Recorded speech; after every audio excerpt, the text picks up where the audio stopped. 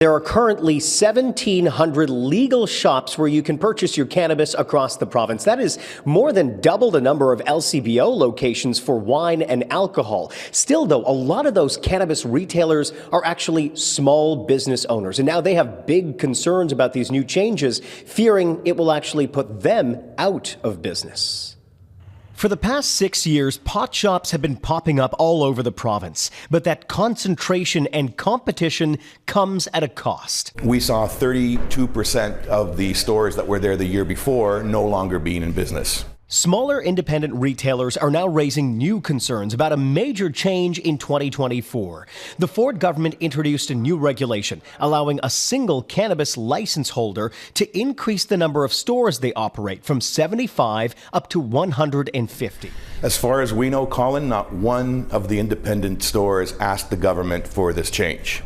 One of the companies that did ask for changes said it's about leveling the playing field with the illicit market.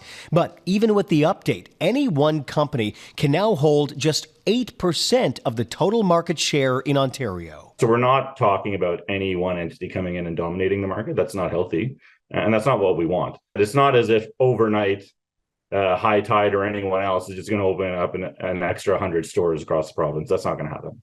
But small businesses worry that larger retailers can start to dictate the cannabis market. Because now what you're doing is you're allowing the larger chains to take a bigger chunk of the market.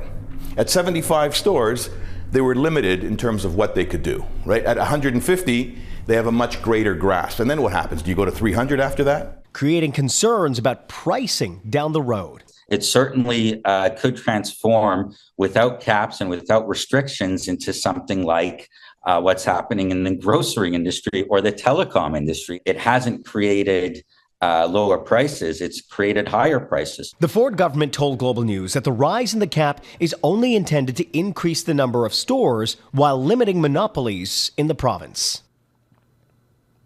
Now, while some of these stores will inevitably end up in Toronto, some of them may end up going to emerging markets. Mississauga, as an example, recently greenlit the sale of legal pot in that city, whereas other cities like Markham, Vaughan, Oakville, etc., they have all said no to the legal sale of pot, and those markets could one day open up, meaning there's lots of geographical room in this province for the sale of legal weed.